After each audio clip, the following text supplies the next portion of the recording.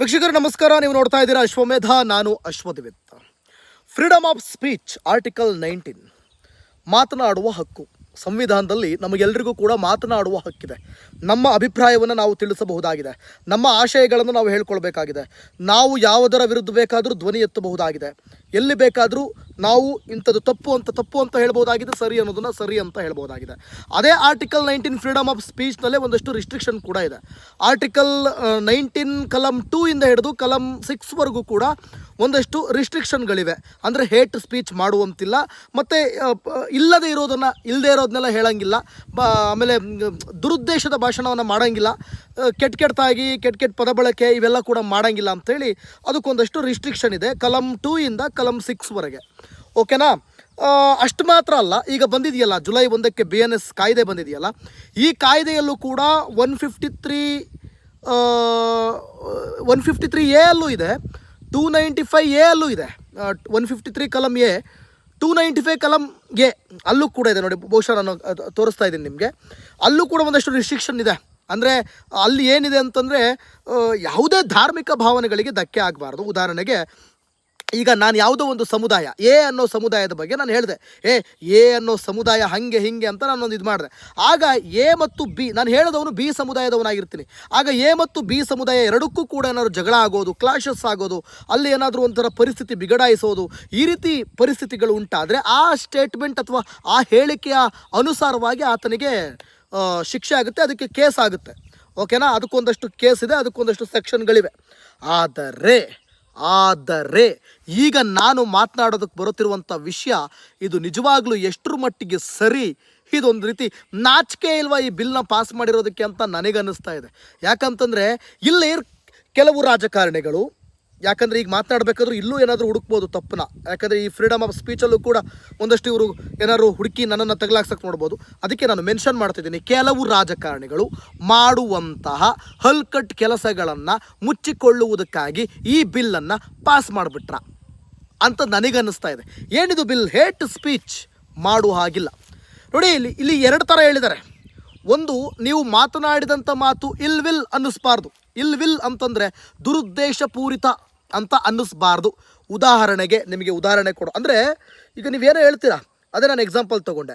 A ಸಮುದಾಯದ ಒಂಥರ ಮನಸ್ಥಿತಿನೇ ಸರಿ ಇಲ್ಲ, ಅವರ ಸಿದ್ಧಾಂತಗಳೇ ಸರಿ ಇಲ್ಲ, ಅವರ ಆಲೋಚನೆಗಳೇ ಸರಿ ಇಲ್ಲ ಅಂತ ನಾನೇನಾದರೂ ಹೇಳ್ಬಿಟ್ರೆ, ಆಗ ಅದು ಎ ಸಮುದಾಯದಲ್ಲಿದ್ದ ಯಾರೋ ಒಬ್ಬನಿಗೆ ಅಥವಾ ಇಬ್ಬರಿಗೆ ಇವನು ಬೇಕಂತಲೇ ನಿಮ್ಮದು ದುರುದ್ದೇಶದಿಂದ ಹೇಳಿರಲ್ಲ, ನೀವು ಸತ್ಯನೇ ಹೇಳಿರ್ತೀರ ಅಂತ ಇಟ್ಕೊಳ್ಳಿ, ಆದರೂ ದುರುದ್ದೇಶಪೂರ್ವಕವಾಗಿ ಅವನ ಈ ಥರ ಮಾತನಾಡಿದ್ದಾನೆ ಅಂತ ಅವನ ಮನಸ್ಸಿಗೆ ಏನಾದರೂ ಅನ್ನಿಸ್ಬಿಟ್ರೆ, ಹೋಗ್ಬಿಟ್ಟು ಅವನೇನಾದರೂ ಕಂಪ್ಲೇಂಟ್ ಕೊಟ್ಟರೆ 1 ವರ್ಷ ಜೈಲು ಶಿಕ್ಷೆ ಫಿಕ್ಸ್. ನೋಡಿ, ನಮ್ಮ ಮಾತು ನಮ್ಮನ್ನು ಸೀದಾ ನೇರವಾಗಿ ಜೈಲೂಟ ಫಿಕ್ಸ್ ಮಾಡುತ್ತದೆ. ಆಯಿತಾ? ಒಂದು ಇಲ್ವಿಲ್ ಅಂದರೆ ದುರುದ್ದೇಶವಾಗಿ ನೀವು ಮಾತನಾಡೋದು, ನಿಮ್ಮ ಮಾತಿನಲ್ಲಿ ಸರಿಯಾದ ಉದ್ದೇಶ ಇಲ್ಲ, ಕೆಟ್ಟ ಉದ್ದೇಶ ಇದೆ ಅಂತ. ಇನ್ನೊಂದು ಕಾಸ್ ಇಂಜುರಿ ಅಂತ ಮೆನ್ಷನ್ ಮಾಡಿದ್ದಾರೆ ಹೇಟ್ ಸ್ಪೀಚ್ನಲ್ಲಿ. ಕಾಸ್ ಇಂಜುರಿಯ ಕಾರಣಕ್ಕೆ ಅಂತಂದರೆ, ನೀವು ಮಾತನಾಡುವ ಮಾತು ಅವರಿಗೇನಾದರೂ ನೋವುಂಟಾದರೆ, ಆಯಿತಾ? ಅಲ್ಲ, ಇದು ಒಂದು ಒಳ್ಳೆ ಫ್ಯಾಕ್ಟೇ, ನಾನು ಇಲ್ಲ ಅಂತ ಹೇಳ್ತಾ ಇಲ್ಲ. ಆದರೆ ಇದನ್ನು ದುರ್ಬಳಕೆ ಮಾಡಿಕೊಳ್ಳೋರೇ ಜಾಸ್ತಿ, ಇದರಿಂದ ಬೇಳೆ ಬೇಯಿಸ್ಕೊಳ್ಳೋರ ಸಂಖ್ಯೆನೇ ಜಾಸ್ತಿ. ನಿಮಗೆ ಆ ಥರ ಅನಿಸಿದ್ರೆ ನೀವು ಕಮೆಂಟ್ ಮಾಡ್ಬೋದು. ಇಂಜುರಿ ಅಂತಂದ್ರೆ, ಈಗ ನಾನೇನೋ ಒಂದು ಮಾತಾಡ್ಬಿಡ್ತೀನಿ, ಯಾವುದೋ ಒಂದು ವಿಚಾರವನ್ನು ಮಾತಾಡ್ಬಿಡ್ತೀನಿ, ಅದು ಅವ್ರ ಮನಸ್ಸಿಗೆ ಹರ್ಟ್ ಆಯಿತು. ಹರ್ಟ್ ಮಾಡಬೇಕು ಅಂತ ನನ್ನ ಉದ್ದೇಶ ಅಲ್ಲ, ಹರ್ಟ್ ಮಾಡಬೇಕು ಅನ್ನೋದೇ ಇರಲ್ಲ ನನ್ನ ಮೈಂಡಲ್ಲಿ, ಆದರೂ ಹರ್ಟ್ ಆಯಿತು ಅಂತ ಕೊಡೋರ ಸಂಖ್ಯೆನೇ ಜಾಸ್ತಿ.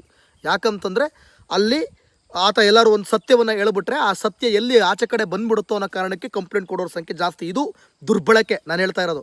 ಓಕೆ, ಅವನು ನಿಜವಾಗ್ಲೂ ಹರ್ಟ್ ಮಾಡಿ ಇಲ್ಲ ಸಲ್ಲದ ಸುಮ್ಮನೆ ಸುಳ್ಳು ಬೂರಿ ಎಲ್ಲ ಬಿಟ್ಕೊಂಡು, ರೈಲ್ ಬಿಟ್ಕೊಂಡು ಒಬ್ಬ ವ್ಯಕ್ತಿಯ ಚಾರಿತ್ರ್ಯ ಹರಣ ಮಾಡೋದು, ಒಬ್ಬ ವ್ಯಕ್ತಿ ಬಗ್ಗೆ ಕೆಟ್ಟದಾಗಿ ಮಾತಾಡೋದು, ಇವೆಲ್ಲ ಮಾತಾಡಿದ್ರೆ ಆಗ ತಪ್ಪು.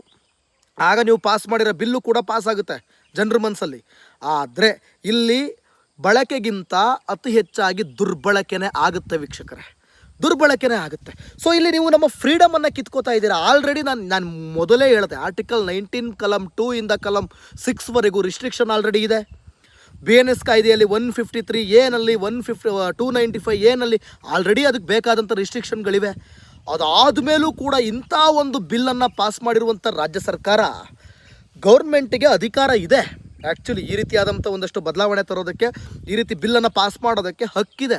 ಆದರೆ ಇದು ಪಾಸ್ ಮಾಡಿದಂಥ ಉದ್ದೇಶ ಏನು, ಕಾರಣ ಏನು, ಆಮೇಲೆ ಅಲ್ಲಿರುವಂಥ ಒಂದಷ್ಟು ಏನು ಸರಿಯಾಗಿ ಡೀಟೇಲ್ಸ್ ಕೊಟ್ಟೇ ಇಲ್ಲ, ಕ್ಲಾರಿಫಿಕೇಷನ್ ಇಲ್ಲ ಕಣ್ರಿ. ಅಲ್ಲಿ ಕ್ಲಾರಿಟಿನೇ ಇಲ್ಲ. ಆ ಬಿಲ್ ಪಾಸಿಂಗ್ ಆ ಡಾಕ್ಯುಮೆಂಟಲ್ಲಿ ಸರಿಯಾದ ರೀತಿಯ ಕ್ಲಾರಿಟಿನೇ ಇಲ್ಲ. ಜನ ಏನು ಅನ್ಕೋಬೇಕು ಇವಾಗ, ಒಂದೊಂದು ಮಾತಿಗೂ ಕೂಡ ಹೆದರಬೇಕಾಗುತ್ತೆ. ಹಾಗಾದರೆ ನಾವು ನಮ್ಮ ಅಭಿಪ್ರಾಯವನ್ನು ವ್ಯಕ್ತಪಡಿಸೋಂಗಿಲ್ವಾ? ಉದಾಹರಣೆಗೆ ಮೊನ್ನೆ ಡ್ರೆಸ್ಸಿಂಗ್ ಸೆನ್ಸ್ ಬಗ್ಗೆ ನಾನು ಮಾತಾಡಿದ್ದೆ, ಸರಿನಾ? ಆವಾಗ ಈಗ ಅವರು ಹೋಗ್ಬಿಟ್ಟು ನನಗೆ ಹರ್ಟ್ ಆಗಿದೆ ಅವ್ನು ಮಾತಾಡಿದ್ದು ಅಂತ ಕಂಪ್ಲೇಂಟ್ ಕೊಟ್ಟರೆ, ಮತ್ತು ನಾನು ಹೆಂಗೆ ಅದನ್ನು ಮಾತಾಡೋಕ್ಕಾಗುತ್ತೆ? ಈಗ ನಾನು ಹೆಂಗೆ ಆ ಥರ ನಮಗೆ ತಪ್ಪು ಅನಿಸಿದ್ದ ನನ್ನ ಅಭಿಪ್ರಾಯ ವ್ಯಕ್ತಪಡಿಸೋಕ್ಕಾಗುತ್ತೆ? ಹೆಂಗಾಗುತ್ತೆ ಈಗ ನನ್ನ ಅಭಿಪ್ರಾಯನ ವ್ಯಕ್ತಪಡಿಸೋದಕ್ಕೆ? ಈಗ ಯಾವುದೋ ಒಂದು ಪಿಕ್ಚರ್ ರಿವ್ಯೂ ಕೊಡ್ತಿರ್ತೀವಪ್ಪ, ಯಾವುದೋ ಒಂದು ಮೂವಿ ರಿವ್ಯೂ ಕೊಡ್ತಾ ಇರ್ತೀವಿ. ಈ ಮೂವಿ ನಿಜವಾಗ್ಲೂ ಚೆನ್ನಾಗಿಲ್ಲ ಅಂತ ನಾನೇನಾದರೂ ರಿವ್ಯೂ ಕೊಟ್ಟರೆ ಆಗ ಆ ಡೈರೆಕ್ಟ್ರಿಗೆ ಹರ್ಟ್ ಆಗುತ್ತೆ, ಮನಸ್ಸಿಗೆ ನೋವಾಗುತ್ತೆ. ಹೋಗ್ತಾನೆ, ಇದು ನನ್ನ ಮನಸ್ಸಿಗೆ ನೋವಾಗಿದೆ, ಇದು ನನ್ನ ಪಾಲಿಗೆ ಹೇಟ್ ಸ್ಪೀಚ್ ಅಂತ ಕಂಪ್ಲೇಂಟ್ ಕೊಡ್ತಾನೆ. ಕಂಪ್ಲೇಂಟ್ ಕೊಟ್ಟರೆ ಸೊ ನಾನು ಹಂಗಿದ್ರೆ ರಿವ್ಯೂ ಕೊಡೋಂಗಿಲ್ವಾ? ನನ್ನ ಅಧಿಕಾರ ಇಲ್ವಾ ಅದಕ್ಕೆ? ನನಗೆ ಅಧಿಕಾರ ಇಲ್ವಾ? ನಾನು ಅದನ್ನು ಅಭಿವ್ಯಕ್ತಿ ಸ್ವಾತಂತ್ರ್ಯ ಇಲ್ವಾ? ಹಾಗಾದರೆ ನನಗೆ ಮಾತನಾಡುವ ಹಕ್ಕು ಇಲ್ವಾ? ಮಾತನಾಡುವ ಸ್ವಾತಂತ್ರ್ಯ ಇಲ್ವಾ? ಸೊ ಇದು ಎಲ್ಲೋ ಒಂದು ಕಡೆ ನನಗೆ ಇದು ಸರಿ ಕಾಣಿಸ್ತಾ ಇಲ್ಲ. ಬಹುಶಃ ಯಾರಾದರೂ ಒಬ್ಬರು ಹೋಗಿ ಇದನ್ನು ಹೈಕೋರ್ಟಲ್ಲಿ ವಾಪಸ್ ಇದಕ್ಕೆ ಪಿಟಿಷನ್ ಹಾಕ್ತಾರೆ. ನನ್ನ ಪ್ರಕಾರದ ಕ್ವಾಶ್ ಕೂಡ ಆಗಬಹುದು ಈ ಬಿಲ್ ಪಾಸ್ ಮಾಡಿರೋದು. ಯಾಕಂದರೆ ಸಾಧ್ಯ ಇಲ್ಲ ಇದು. ಈಗ ಹೇಟ್ ಸ್ಪೀಚ್ ಅದು ಇದು ಹೆಂಗಿದೆ ಅಂದರೆ, ನಾನು ಆರಂಭದಲ್ಲೇ ಹೇಳಿದೆ, ಕೆಲವು ರಾಜಕಾರಣಿಗಳು ತಮ್ಮ ಹಲ್ಕಟ್ ಗಿರಿಯನ್ನು ಮುಚ್ಕೊಳ್ಳೋದಕ್ಕೆ, ಕಾಪಾಡ್ಕೊಳ್ಳೋದಕ್ಕೆ, ತಾನು ಮಾಡೋ ಭ್ರಷ್ಟಾಚಾರ, ತಾನು ಮಾಡೋ ಅವ್ಯವಹಾರ, ತನ್ನ ಈಗ ಹೆಂಗಾಗ್ಬಿಡುತ್ತೆ ಅಂದರೆ, ಈಗ ಏನಾದರೂ ಮಾತಾಡ್ಬಿಟ್ರೆ ಆ ಒಂದು ಮರ್ಯಾದೆ 3 ಕಾಸಿಗೆ ಹರಾಜಾಗ್ಬಿಡುತ್ತೆ, ಆ ಒಂದು ಬಂಡವಾಳ ಬಯಲಾಗ್ಬಿಡುತ್ತೆ. ಈ ರೀತಿ ಬಯಲಾಗ್ಬಿಟ್ರೆ ಅನ್ನೋ ಭಯದಲ್ಲೇ ಈ ಸರ್ಕಾರ ಈ ರೀತಿಯಾದಂಥ ಬಿಲ್ ಪಾಸ್ ಮಾಡ್ತಾ ಅಂತ ಅನುಮಾನಗಳು ಶುರುವಾಗ್ತಾ ಇದೆ. ಇದು ಅನುಮಾನ, ನಾನು ಹೇಳ್ತಾ ಇಲ್ಲ. ಆಮೇಲೆ ಇದರಲ್ಲೂ ಏನಾದರೂ ಹುಡುಕ್ಬೇಡಿ. ನೋಡಿ ಏನು ಹೇಳ್ತೀರಾ, ನಿಮ್ಮ ಅಭಿಪ್ರಾಯ ಏನು ಇದರಲ್ಲಿ? ನಿಮ್ಮ ಒಂದು ಅಭಿಪ್ರಾಯ ಏನು ಕೊಡ್ತೀರಾ ಕೊಡ್ಬೋದು. ಯಾಕಂತಂದರೆ ಇದು ಬಹಳ ವಿಚಿತ್ರ ಅನ್ನಿಸ್ತಾ ಇದೆ ನನಗೆ. ಆಲ್ರೆಡಿ ಇದೆ ಅಲ್ವಾ ಸ್ವಾಮಿ, ನಾನು ನಿಮಗೆ ತೋರಿಸಿದ್ದೀನಿ. ವೇಣುಗೋಪಾಲ್ ಅವರು, ಅದು ನೋಡಿ, ಅದು ನಿಮಗೆ ಆರ್ಟಿಕಲ್ 19 ನಾನೊಂದು ಇಮೇಜ್ ಹಾಕ್ತಿದ್ದೀನಿ ನೋಡಿ ಈಗ, ಆಯಿತಾ? ನನಗೆ ಅದೇ ಅರ್ಥ ಆಗ್ತಾ ಇಲ್ಲ. ರಿಸ್ಟ್ರಿಕ್ಷನ್ಗಳಿವೆ ಆಲ್ರೆಡಿ, ಸಂವಿಧಾನಬದ್ಧವಾಗಿ ಎಲ್ಲವೂ ಕೂಡ ಇದೆ. ಇದ ಮೇಲೂ ಕೂಡ ಅದಕ್ಕೊಂದು ಎಕ್ಸ್ಟ್ರಾ ಯಾಕೆ? ಭಯನಾ ನಮ್ಮಂಥವ್ರು ಏನಾದರೂ ಎಕ್ಕಿ ಇಳಿದು ಬಿಡ್ತೀವಿ ಅಂತ? ಅದೇ ನನಗೆ ಅರ್ಥ ಆಗ್ತಾ ಇಲ್ಲ. ಓಕೆ, ಒಂದು ಧರ್ಮದ ನಡುವೆ ವಿಷಬೀಜ ಬಿತ್ತೋದು, ಅಲ್ಲಿ ಹೇಟ್ ಸ್ಪೀಚ್ ಮಾಡೋದು, ಹೇಟ್ ಸ್ಪೀಚ್ ಭಾಷಣಗಳನ್ನು ಮಾಡೋದು, ತಂದಾಕಿ ತಮಾಷೆ ನೋಡೋದು, ಇದೆಲ್ಲ ಓಕೆ. ಇದಕ್ಕೆಲ್ಲ ಓಕೆ, ನಾನು ಇಲ್ಲ ಅಂತ ಹೇಳಲ್ಲ. ಒಳ್ಳೇದಿದೆ, ಇಲ್ಲ ಅಂತ ಹೇಳಲ್ಲ ನಾನು. ಆದರೆ ಇದು ಒಳ್ಳೇದಕ್ಕಿಂತ ಜಾಸ್ತಿ ಯಾಕೋ ದುರ್ಬಳಕೆನೇ, ಮಿಸ್ಯೂಸೇ ಮಾಡ್ಕೊಳ್ಳೋದಾಗ್ತಾ ಇದೆ, ಆಗ್ಬೋದು ಮುಂದಿನ ದಿನಗಳಲ್ಲಿ ಅಂತ ನನಗನ್ನಿಸ್ತಾ ಇದೆ. ನಿಮಗೇನು ಅನಿಸುತ್ತೆ ಹೇಳಿ? ಇದು ರಾಜಕಾರಣಿಗಳು ಮಾಡ್ಕೊಂಡಿರುವಂಥ ಏನು ಅವರ ಒಂದು ಕಂಫರ್ಟ್ ಝೋನ್ಗೆ ಮಾಡ್ಕೊಂಡಿರುವಂಥ ಒಂದು ಅವರ ಅಭಿವ್ಯಕ್ತಿ ಸ್ವಾತಂತ್ರ್ಯನೇ ಇದು? ಅಂದರೆ ಅವರು ಮಾಡಬಾರ್ದನ್ನು ಮಾಡೋದಕ್ಕೆ ಸ್ವತಂತ್ರರಾಗೋದಕ್ಕೆ, ಮಾಡಬಾರ್ದನ್ನು ಮಾಡೋದಕ್ಕೆ ಸ್ವತಂತ್ರರಾಗೋದಕ್ಕೆ ನಮಗೆ ಒಂದು ನಮ್ಮ ಸ್ವಾತಂತ್ರ್ಯವನ್ನು ಕಿತ್ಕೊಂಡ್ಬಿಟ್ರಾ ಅಂತ ನನಗನ್ನಿಸ್ತಾ ಇದೆ ಅಲ್ವಾ? ರಾಜಕಾರಣಿಗಳು ಇಲ್ಲದೇ ಇದ್ದಿದ್ದೇ ಮಾಡ್ತಾ ಇರ್ತಾರೆ, ಅವ್ರು ಮಾಡಬಾರ್ದನ್ನೇ ಮಾಡ್ತಿರ್ತಾರೆ. ಅದರಿಂದ ಅವರು ಬಚಾವಾಗೋದಕ್ಕೆ ನಮ್ಮ ಸ್ವಾತಂತ್ರ್ಯ ಕಿತ್ಕೊಂಡ್ಬಿಟ್ರಾ?